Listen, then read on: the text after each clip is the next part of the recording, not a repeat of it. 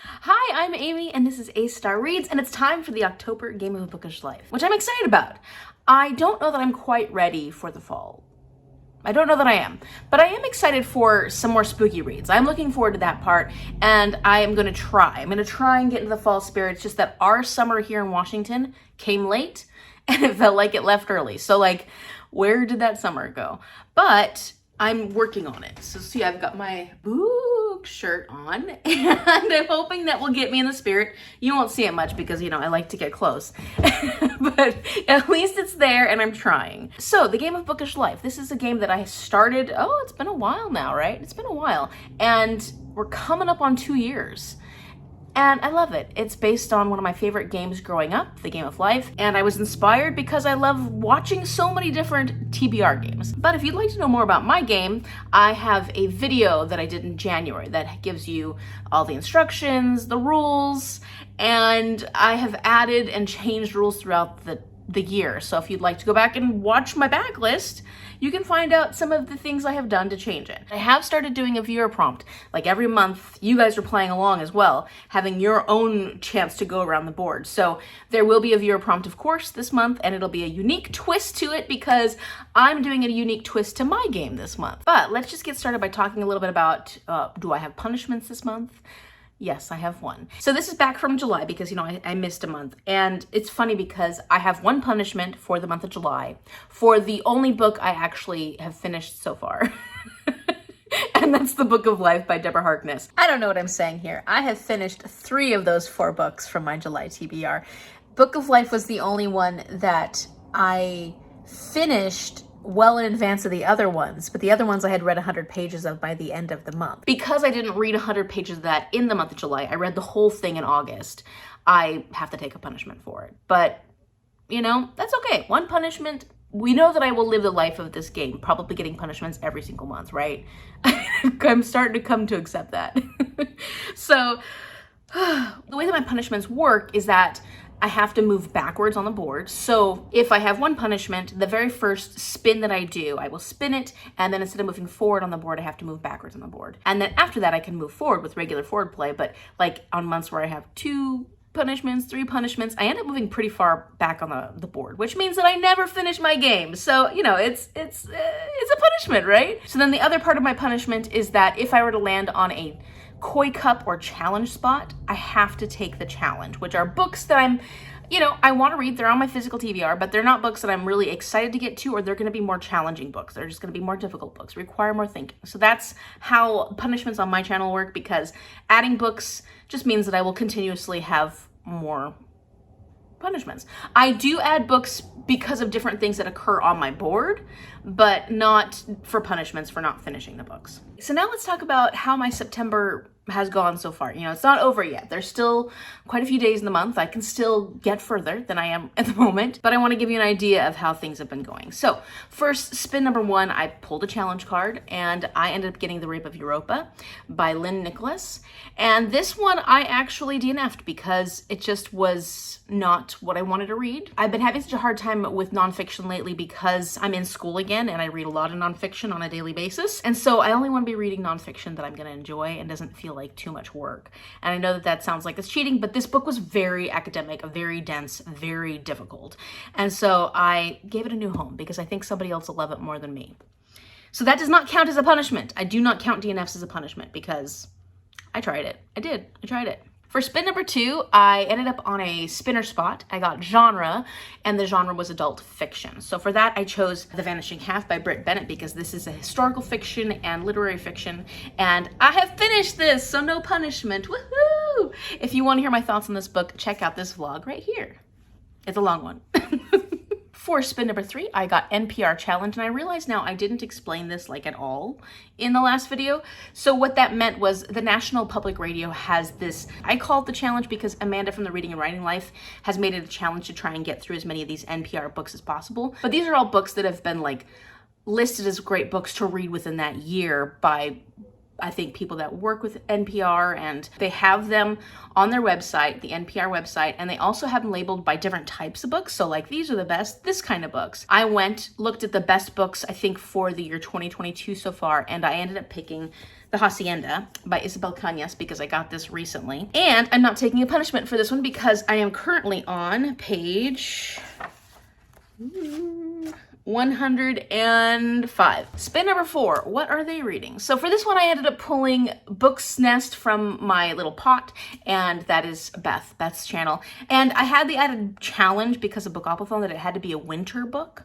So because it had to be a winter book, I picked Midnight at Everwood by M.A. Kuznier because Beth really loved this book. I started reading it on my phone, like while I was waiting for the bus to go to school, and I've only made it not very far at all. I've made it like maybe 5 or 6 pages in. And based on the very little that I have read so far, I feel like this will represent the Nutcracker very well because the writing is very lush and it's rich. I don't know, there's something about it that I feel harkens back to the Nutcracker ballet quite well. So we'll see. We'll see how it goes. I might have to take a punishment for that one though. And finally, because I had an added spin last month, I got The Sunbearer Trials by Aidan Thomas. This is most recently published, and I am 7 pages into this. So yeah, I may or may not make it through the 100 pages for this one. I have 6 days left in the month, so fingers crossed. Let's just keep our fingers crossed that some reading happens. Because this last week, since it was my first week of school, I didn't read that much. And I have a couple other books I'm reading that are like buddy reads that I need to get through, and so I'm like, ah. So let's talk about the thing that is going to make this October TBR unique. So I'm not doing any readathons this month. No, I am not. I will not fall into that trap because I didn't do that very good with the readathons last month. I mean, I read books. I definitely read books, but as far as paying attention to which ones applied to which readathons, I mean, I'm still working on Magical Aurelium. That's continuous. That's good. Who knows when that'll be done. But last year in October, Shell and I created this wonderful, amazing Halloween bingo board and try and use my TBR board to get a bingo. I have my fingers crossed that it'll work out. I'm pretty sure it will. I think I can make it work. If you'd like to print out this board and use it for your own October TBR, I will link it down in the description box below so you have the opportunity to print it out and play along. Okay, so now we're going to talk about my tallies and then we'll get into the very first spin. It's time to play my game. I'm so excited. Okay, so let's go over my tallies really quickly before we get started. I am in trouble if I land on a 2. So that's the only place I have 4 tallies. On 5, 6, and 7, I have 3 tallies on each of those. Then I've got 2 tallies on 8, 2 tallies on 4 and 10, and then 1 tally on 1 and 9.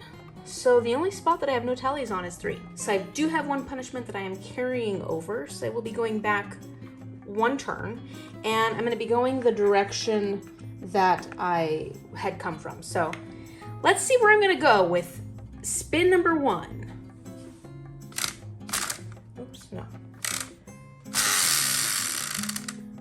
5. 5 gives me 4 tallies. Okay. 1, 2, 3, 4, 5. A buzzwordathon prompt. Oh my gosh, that's amazing. Spin number 1, I had to go back, which, you know, that's always a bummer, but I ended up on a perfect spot because I'm always trying to include the buzzwordathon into my challenges for every month. And this month, my board said, hey, I'm just gonna give it to you as a free one. And if you don't know about buzzwordathon, this is a year-long challenge that was set up by Kayla from Books and Lala. And she doesn't necessarily host it like a readathon, but she makes it available to us and we can decide to play it however we want. So I try to make sure I have 1 book every month that has a buzzwordathon prompt in it. So for the month of October, we needed to make sure we had a book that has creatures or animals in the title. When Kayla was doing her video, she said something about witches and that witches would count. I know that like there are plenty of witches that are normal people, but I think she meant more like witches that you get that are really magical and in Discovery of Witches, they're actually a different species technically. So I think that's going to count as creatures and or animals because humans are animals. So like it works. I'm making it work. Witches is going to have to work. And then for my bingo board, I'm going to be using the prompt Creepy Crawlers because this particular book has creepy crawlers in it. So the book I chose for this prompt is The Witches of Willow Cove by Josh Roberts. And this is a middle grade fantasy. So yes, I picked an easy book for this. I picked a shorter book that I'll get through quickly. And it's all about witches. So this book is about a teenage witch named Abby Shepherd. And she really thinks she's like the only witch in her town. She's trying to figure out how to live her life as a witch in this town where she doesn't really want to stand out too much. But strange things start happening. Like the creepy crawlers element of this, all of a sudden there are like these giant snakes that start slithering around in her cafeteria. And then there's a whole bunch of other kind of magical things that start happening. And so she realizes that there are actually other witches in this town that she didn't know about previously. It sounds like she gets this mentor at one point named Miss Winter. She's this person that comes to town who's a stranger, and they start like a group of witches that are being mentored by Miss Winters. It also sounds like Miss Winters is not what she says she is, or she's keeping secrets. It does sound like it'll be a really fun book to get me in the Halloween spirit, and I love books about witches, so I think I'll enjoy this. Plus, it's middle grade, so added bonus, it's gonna be an easy, quick one, and it'll be a book that maybe I'll be able to recommend to my students during that time of the year. All right, now I don't have to worry about my punishment unless I land on Koi or Challenge. So let's see where I'm gonna go with my first forward movement. Spin number 2. Ugh. 5. Oh no. No! I always forget. Don't put the exact same pressure on it. Oh no. Well, that is an added spin. And it puts me where I started. 1, 2, 3, 4, 5. Most recently published. Nice job, Amy. Oh my goodness. Spin number 2. An added book. Of course, exactly what I need. When I'm starting school again. Yay! Okay, well, I got wise here. I have decided that the books going forward are going to be as short as I possibly can find, right? Smart. So for this spin, I got most recently published, and I will be choosing a book that is not coming out until September 27th. And so that's pretty exciting because it is very recently published. And for my bingo board, I'm going to be using the spot Vampires. So see, can you see where I'm kind of starting to get my little bingo going? So the book I've chosen is House of Hunger by Alexis Henderson. I absolutely loved The Year of the Witching by Alexis Henderson. I'm waiting for the next book to come out. Come on, Alexis. And I am looking forward to reading more from this author. This book's not a very long one. It's like 300 pages. So, you know, there's that short book criteria that I'm requiring of all the books on this TBR going forward. And this is a fantasy horror. I don't know yet if it's adult or YA. I kind of feel like it should probably be adult. And it does have LGBTQIA plus representation, so that's awesome. So this is a book about this girl named Temerian who's grown up very poor. She lives in this city that she just can't stand being in because of the life she's lived in it so far. So she really wants to get out. She wants to get out of the city, but she doesn't have a lot of options to do that. In fact, the only option she has to get herself out is to become a blood maid in the House of Hunger, which, you know, obviously vampires. She's a blood maid. I don't know what it means. I don't know what's going to happen, but it sounds amazing. And it just seems like it's going to be, look at the cover, like it's super creepy. All right, let's see where I'm going to go with spin number 3. 6. That gives me a 4th tally on 6. 1, 2, 3, 4, 5, 6. My choice. Yes. I love my choice, and that allows me to take off a tally from 1. So I'm going to take off that tally on number 6. Spin number 3 is my choice. I'm so excited. Okay, so my choice, basically whatever book I want to get. But of course, I have to pair this with one of the prompts off my bingo board, and I chose to go with Halloween theme. So for this, I'm going to be reading The Halloween Tree by Ray Bradbury because Danielle from bookStara was telling me how much she loved it when she recently listened to like an audio version of it and read it. She just had the best experience. Now, I don't know if I'll be doing that or if I'll just be reading the book. I don't do very well with pairing an audiobook with a book. I haven't read anything by Ray Bradbury yet, which is kind of surprising, but I haven't. So I'm really excited to get into this and see what this is all about. This is like YA or younger. I can't figure out, is it YA? Is it middle grade? I'm not sure, but it's a YA middle grade fantasy. And it's about these boys that are going out on Halloween. There's like 8 of them. And they're going out to meet their friend Pippin at a haunted house. Because yeah, why wouldn't you? You want to go check out this haunted house on Halloween? Perfect thing to do. But before Pippin gets to the haunted house, he gets whisked away either into like an alternate reality or something. And the boys have to try and find him. And it sounds like a very appropriate book for the month of October. It is very short, another short book. And I'm doing well with that. Now it's time for spin number 4. 1. Oh, that was close to 2, but it wasn't 2, it was 1. And that is a 2021 award winner. That means a book that has won an award in the year 2021. All right, spin number 4 is a 2021 award winner. And so for this one, I decided since it's October, I'm trying to do as many spooky reads as I possibly can. I'm going to go with the Bram Stoker Awards. But their 2021 choices have not been put out yet. However, in 2021, the winner for the 2020 books, meaning the books that came out in 2020 but were awarded in 2021, I think that counts. I'm going to use it. I'm just going to go with it. So for this, I picked the book that received the Superior Achievement in Long Fiction Award, and I'm going with Night of the Mannequins by Stephen Graham Jones because I actually really have enjoyed what I have read from Stephen Graham Jones so far. So this is a horror story and it's a novella. So that's perfect. It's another short one. And Night of the Mannequins, it's got to be about mannequins, right? Oh, and yeah, I'm sorry. I completely forgot to mention that for my bingo board, I'm going to use this for scary doll prompt because mannequins are like dolls, you know? They're just really big dolls. I don't know what this one is about, and the actual synopsis is very, very minimal on Goodreads. And it says something like, a teen prank goes wrong and all hell breaks loose. So that tells us nothing about what it has to do with mannequins. But it's such a short story that I'd rather just find out on my own. So it's got to be about mannequins, right? Why would it have mannequins in the title?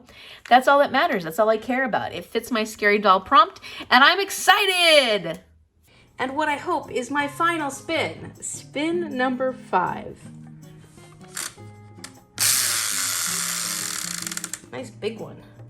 4. We're good. We're safe on 4. I like it. We're safe. 1, 2, 3. Oh no! We're not safe. We're not safe. Oh no. Oh no.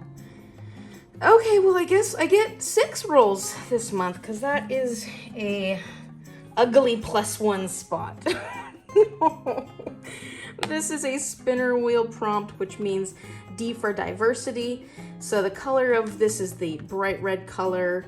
That is POC authors. So it needs to be a book written by a POC author. I don't like this. +1 book. So now I have to read 6 books in the month of October. 6 short books in the month of October. Yeah. See, game, that's what I'm doing. Okay, so for this one, I ended up on a spinner wheel and I got diversity reps. So for the diversity rep, it's POC author. And so for this one, I finish out my bingo with the free space. You know, I'll just say that this was a free space spot. And that's great because now I have plenty of books to help me get a bingo on my TBR this month. So I'm super excited about this one because this is a book I've been wanting to read for a very long time and just have never been able to get it on a TBR for whatever reason. I'm so curious about this one. I've heard such amazing things about it. And that is Ring Shut by P. Djeli Clarke. This is a book about the KKK being demons, like actual demons that are trying to bring hell to Earth. And then you've got Maurice and the resistance fighters who are trying to take down these demons, I'm guessing like demon hunters, before the demons take them down because the demons are hunting them as well. This is an adult horror novella. Fingers crossed it's amazing, and that is another short book. I totally jinxed myself on that one. I know I did. Okay, well, spin number 6. I'm not saying anything. We're good. We're safe. Okay, we're safe. I think. Don't say that yet, Amy. 1, 2, 3, 4, 5, 6, 7, 8. Uh-oh. Okay, we're right there. Will it be left or right? 1 to 5 to go to the left, 6 to 10 to go to the right. We're going to the right. TBR shelves. Randomize my TBR shelves.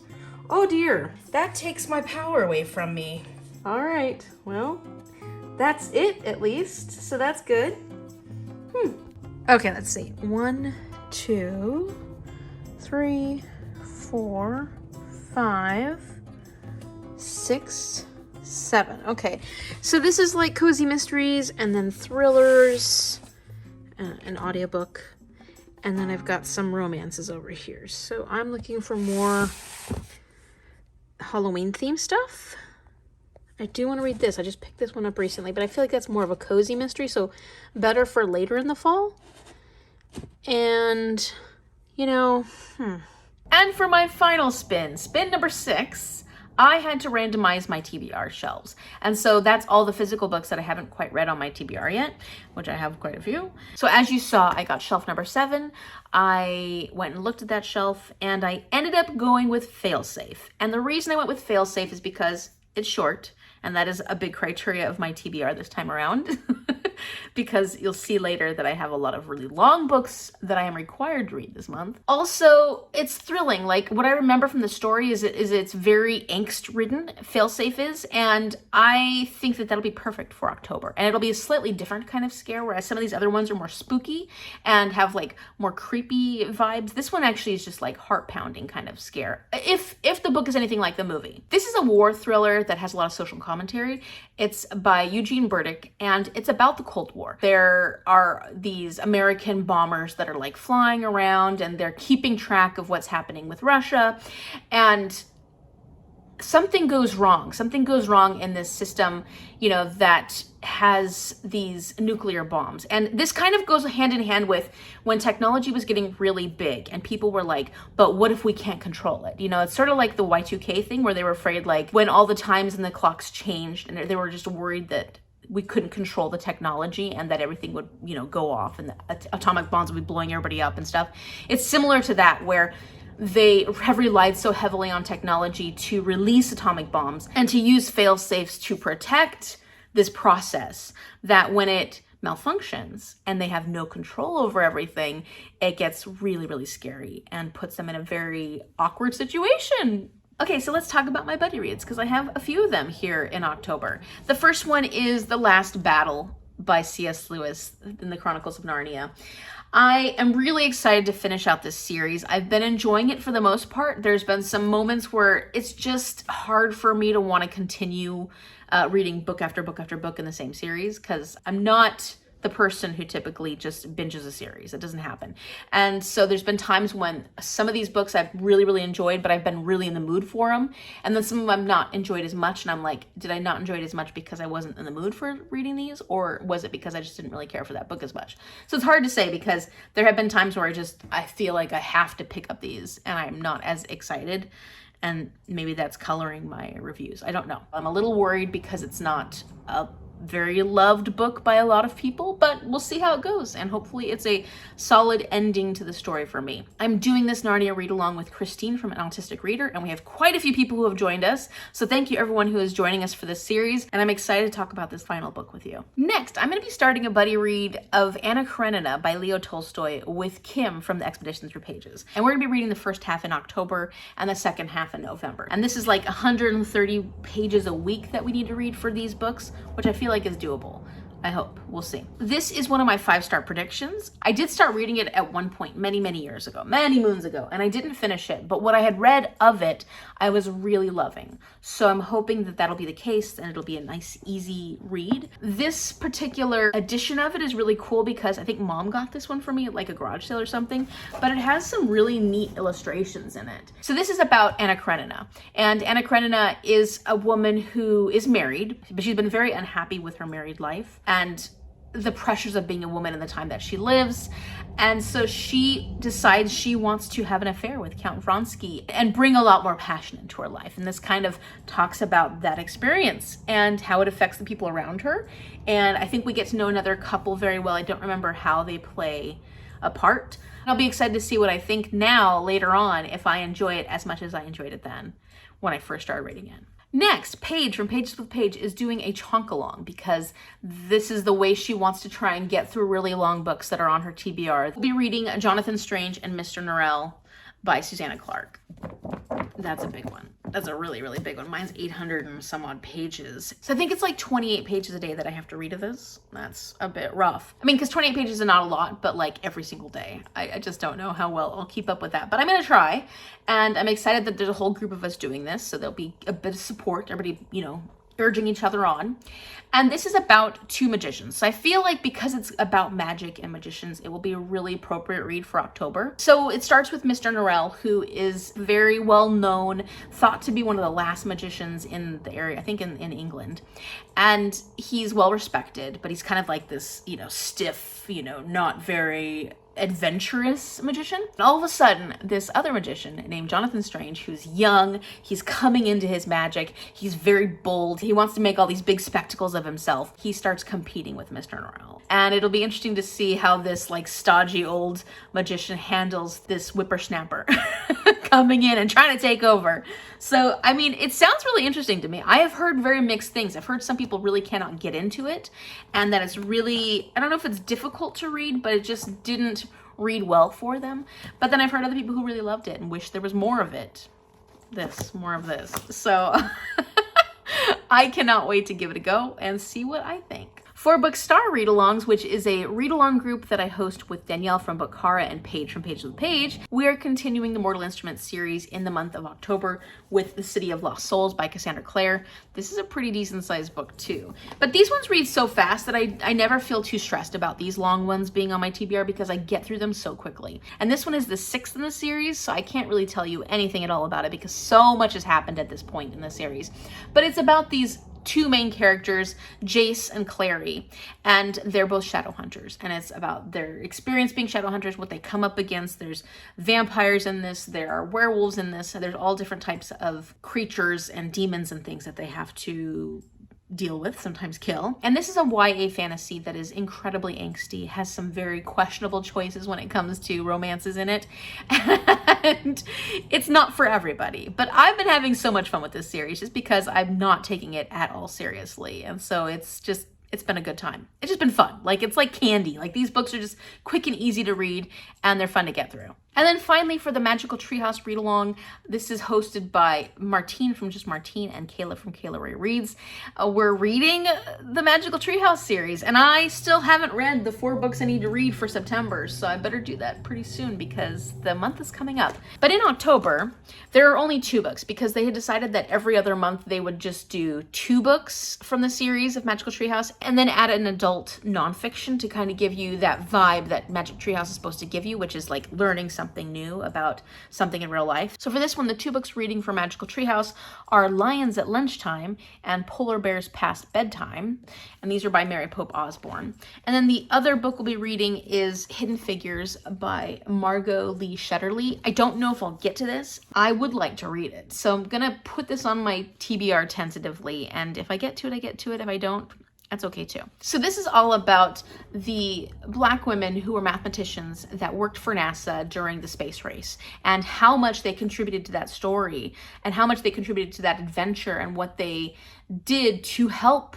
get us to the moon. This was during a time before the civil rights movement when like the Jim Crow laws were in place and it was very hard to get anywhere in a career, especially if you were a Black woman. I have seen the movie. It is fantastic. I have read Katherine Johnson, who was one of the women's middle grade book, which was fantastic as well. So I'm excited to like round it out and actually read the book Hidden Figures. So I'm hoping to get to this. If I don't, it's okay, but I do own it, so I will get to it eventually. That's it for my buddy reads, and thank goodness, because that's a lot.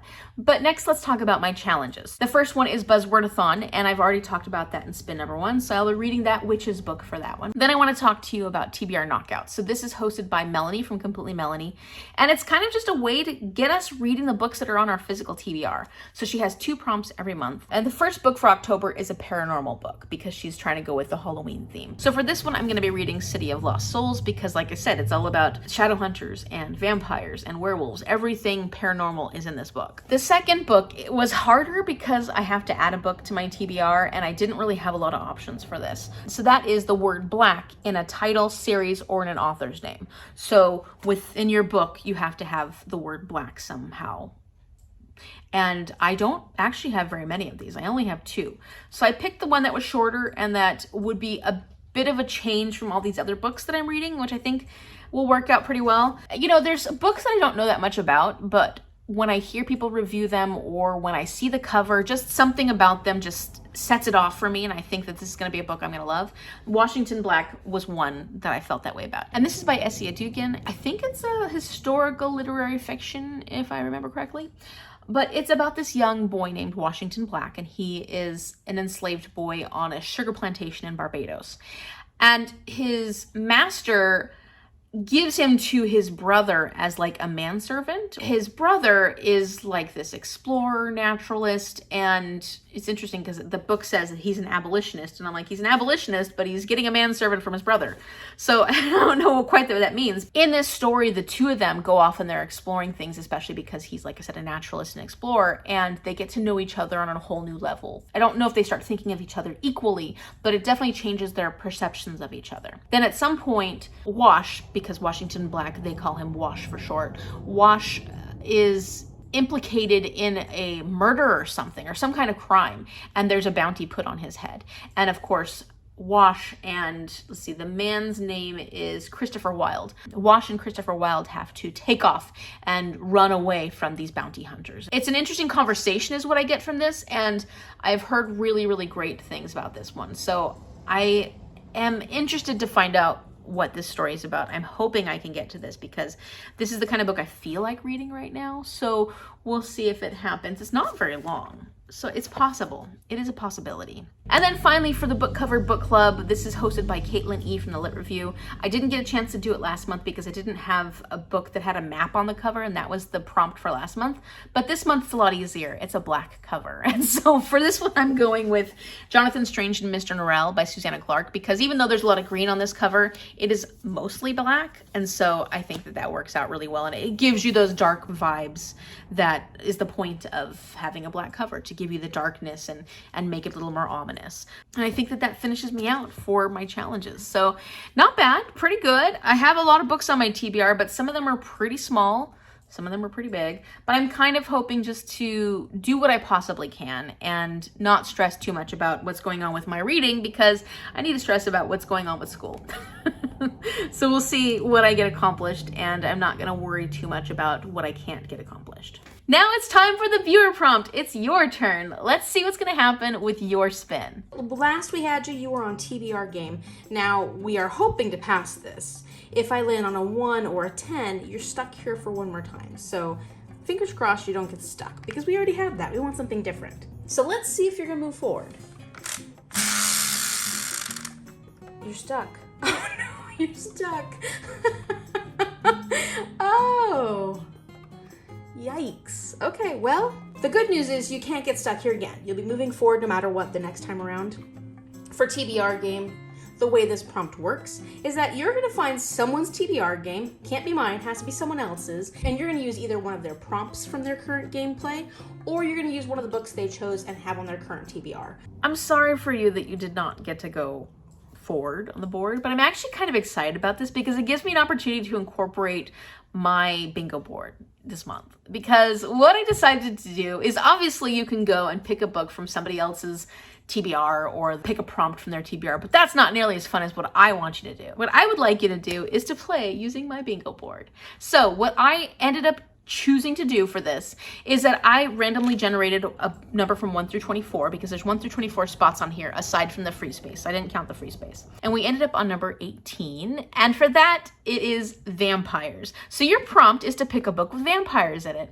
And what you can do from here is you have 3 choices to make a bingo from vampires. You could go diagonally, which actually gives you the free spot, so you only have to fulfill 4 prompts. Or you could go vertically, or you could go horizontally, whatever works best for your TBR. I hope you choose to play this way, and I'd like to hear how many bingos you end up getting and what books you've chosen, of course, for your vampires prompt, which is the prompt I'm giving you today, and some of those other ones that maybe you are able to include in your TBR. So stick around if you'd like to see Magda spins. Those will be coming up next. And if you like this video, give it a thumbs up and subscribe so you can see how well my October goes. I think it'll go well, but you never know. We'll see what happens, and I will keep you posted with hopefully my Sunday sum ups coming in October. Thank you so much for watching, and I will see you later. Bye. All right, it's Magda's turn, and I hope that she does better than I did. Let's look at Magda's tally. She is in trouble if she lands on a 4, because she's got 4 tallies on that. She has 3 tallies on 6, 7, 8, and 10. Then she has 2 tallies each on number 3 and number 5 and number 9. And then a tally on number 2. So 1 is her only spot where she has 0 tallies. She's about to finish the game, so let's see where she's gonna go for spin number 1. 2 spots. 1, 2. This is a spinner wheel and it's for genre. So if we are on orange, that is an adult fantasy. Very simply, Magda needs to pick an adult fantasy that she wants to read. Let's go with spin number 2. Okay, 6. So 1, 2, 3, we're stopping here at the end to see which way she's gonna go. And she has now 4 tallies on number 6. The way this spot works is I'm gonna roll again, and if I roll a 1 through 5, she needs to pick one of her most anticipated reads. If I roll a 6 through 10, she needs to pick a book that's been recommended to her by the library. Yeah! 10. So Magda, you need to pick a book that has been recommended by the library, and this can be done either by going to Libby app and looking for recommendations, or you can interpret this one however you want to, Magda. Library recommends. Okay, we're at the beginning, and we are gonna see if Magda's gonna go to college or she's gonna start her career. And if she starts her career, we're gonna do a career card right away, and that adds an extra book onto her TBR. So 1 through 5, we start at college. 6 through 10, we start at career.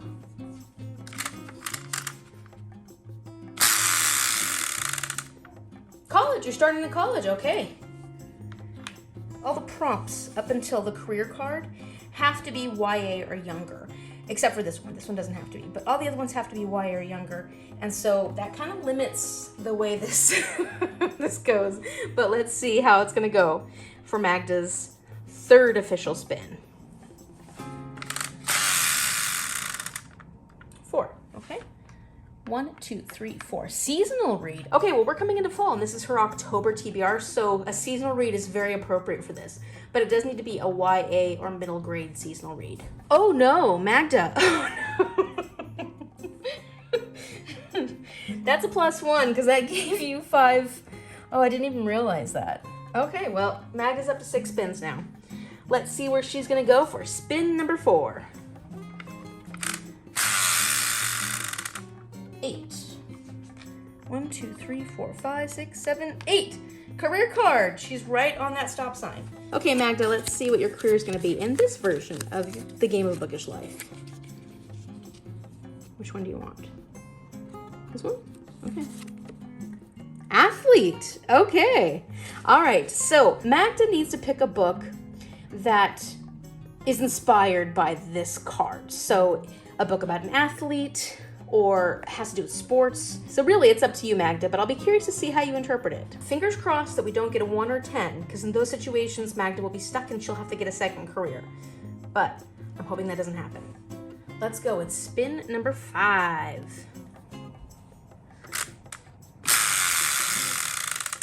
6. 6 gives you an extra spin. Oh no, Magda. This is turning out to be just like September. Okay, well, let's see how it goes. 1, 2, 3, 4, 5, 6. A book with flowers in the cover. Now we're past school, so it can be any kind of age range you want it to be. Oh, you didn't see that. There it is. Sorry about that. Here, I'll show you again just so you can see it. 1, 2, 3, 4, 5, 6. Book with flowers on the cover. All right, now let's see what's gonna happen on spin number 6. 8. Oh, Magda. Well, now you're up to 8 spins. Yeah, well, okay, well. Hey, we're clearing off your tally board. Isn't that good news? 1, 2, 3, 4, 5, and we're stuck at the stop sign. This needs to be a book about love, romance, or prominent relationship of some sort. So any kind of book, any kind of genre. Let's go with spin number 7 and hope that you don't land on a 1 or a 10. 9, that was close. 1, 2, 3, 4, 5, 6, 7, 8, 9. Most anticipated on TBR. So basically a book that you are really, really excited to read, you've been wanting to read it, or you just found out about it and you cannot wait to read it, and it's the most anticipated. Spin number 8. Look at you. You've already made it to this other stop sign. That's incredible. 5. 5, 5, 5 is safe. 1, 2, and we're stuck at the TBR game. Okay, so for Magda's spin, TBR game. I'm inserting myself again. And I'm doing the same thing I did for the viewer prompt, which is basically spinning a random number generator from 1 through 24 and giving you a prompt based on that. So I ended up spinning 17, which is perfect because that's actually right next to 18. So that already gives you 2 spots on the board where you can create a bingo Magda. And this prompt is blood on the cover. And the cool thing is that Goodreads actually has a shelf called Bloody Covers Shelf. So if you search in Google for books with blood on the cover, you'll be able to find that Goodreads shelf, and hopefully you find a great option. Also, this will set you up to do some of the bingos on the bingo board. Maybe you can even get a blackout. Maybe. Let us in the comment section down below what you pick for all of your prompts, Magda, and everybody come back and check out what Magda has chosen. Thank you so much for watching. Bye!